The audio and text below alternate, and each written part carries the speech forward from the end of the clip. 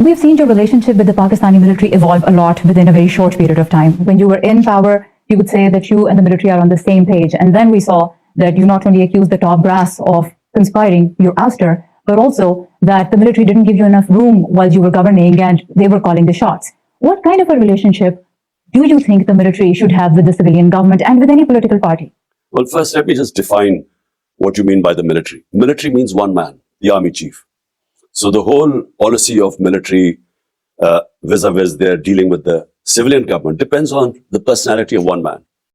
So in this case, the positive side during our relationship with General Bajwa rather than the military, when we were on the same page, which meant that we had the organized strength of Pakistan Army to help us, and we worked together, and it was Pakistan was considered one of the success stories of the COVID-19. Now, the problem was that General Bajwa favored some of the biggest crooks in this country and he did not think corruption was this big a problem, and he wanted us to work with them. Work with them meant giving them immunity from the corruption cases. He had a very close relationship with Shehbaz Sharif, the current Prime Minister. And for some reason, he conspired, and this regime change took place. Well, he rejects those allegations, but my question is, if you come back in power, what makes you think things will be different, that the army that has consistently played a huge role in Pakistan would back off? The leading principle of the balance is that the elected government that has the responsibility, which people have mandated them through their vote, must also have the authority. You cannot separate responsibility and authority. So if the authority lies with the army chief, responsibility lies with the prime minister, no management system works. But did you believe it could be different next time? And if you don't believe it's going to be different next time, why do you want to run for election? But, it can be. It can be because Pakistan is evolving all the time. And I'm sure amongst the new military leadership, there's a realization that this experiment of regime change has gone wrong. Pakistan the economy has gone into a tailspin. We are facing the worst crisis in our history, the economic crisis. But not just that, the governance crisis. And there's no way to get out of this. The only way is that we have a paradigm shift from the way Pakistan has been run. You've been agitating for elections for almost 10 months now, but you've also said that you don't believe the next elections are going to be free and fair. Will you accept the results of the elections if your party does not win a majority? They have completely destroyed the credibility as an impartial election commission. There won't be free and fair elections, but there will be elections. But will you accept the results in case your party does not win a majority whenever the general elections happen? That's premature to say, how can I say right now the extent of rigging they'll do? There was a local government election in Sindh. All the political parties rejected the local government election. All of them.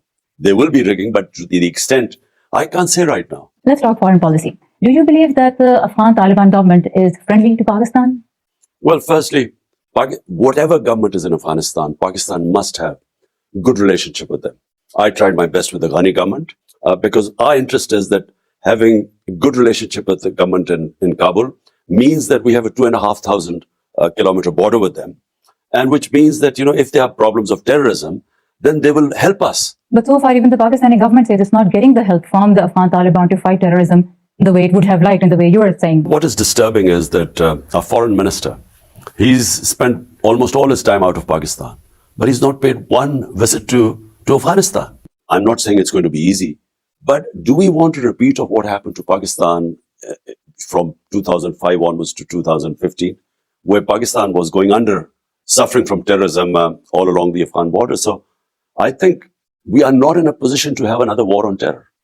And the only way is to somehow get Kabul to work with us so that we can jointly deal with this issue. One of the reasons that terrorism has spiked in Pakistan now is because, according to NACTA, the National Counter-Terrorism Authority, the time that was taken for negotiations with TTP was used by that group to reorganize.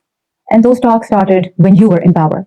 Do you stand by your decision to greenlight those talks? Well, firstly, what were the choices Pakistani government faced once the Taliban took over, and they decided that TTP, and we're talking about 30 to 40,000 people, their families included, once they decided to send them back to Pakistan. Now, what choices was Pakistan confronted with? Should we have just lined them up and shot them?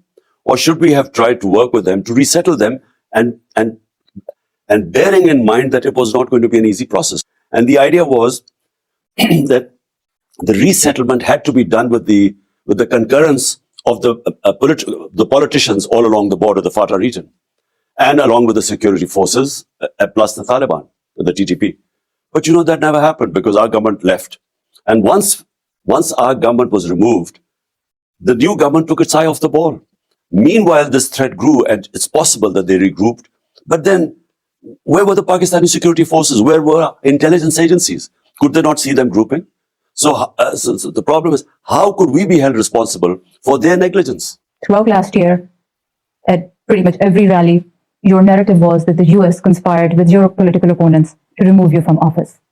If you come back into power again, what kind of challenges do you see in repairing your relationship with Washington? Well, firstly, international relationships should not be based on personal egos. They should be based on the interest of the people of your country. So the people of Pakistan, their interest is that we have good relationship with the US being a superpower. And our biggest trading partner. I mean, Pakistan exports more to the US than any other country. Whatever happened now, I mean, as things unfold, it wasn't the US who told the Pakistan. It was, unfortunately, from what now evidence has come out, it was General Bajwa who actually somehow managed to tell the Americans that I was anti-American. And so it wasn't imported from there. It was exported from here to there. So do you still believe that the US played a role in removing you from office? Well, the cipher is real. It was an official meeting minuted both sides between Donald Lu, the Undersecretary of State to South Asia, and the Pakistan ambassador. And this was brought to the National Security Council and our cabinet, the minutes of the meeting. Having said that, it's in the past. We have to move on. It's in the interest of Pakistan to have a good relationship with the US, and that's what we intend to do. A little bit about human rights. I was reading your interview that you gave to The New Yorker, and when you were asked about your stance on the Uyghur issue, the Chinese treatment of its Uyghur Muslims, you said that you didn't essentially call China out for its abuse of the Uyghurs because it would cost Pakistan a lot because Pakistan relies very heavily on China. Does that mean that when you speak for Palestinians or for Kashmiris, it's because it's easy to do that because there are no serious political consequences for Pakistan? Is this how a country should manage its moral positions? Remember, the Prime Minister of a country, his main responsibility are his own people. So you do not want to make statements, moral statements about other countries, which would affect the lives of your own population. So I'll give you an example. We were told to take position on Ukraine. We decided to stay neutral. The Russian invasion to Ukraine. India decided to stay neutral, being a strategic partner of the US. Why? Because India sensibly thought about its own people. It got oil from Russia at 40% discount.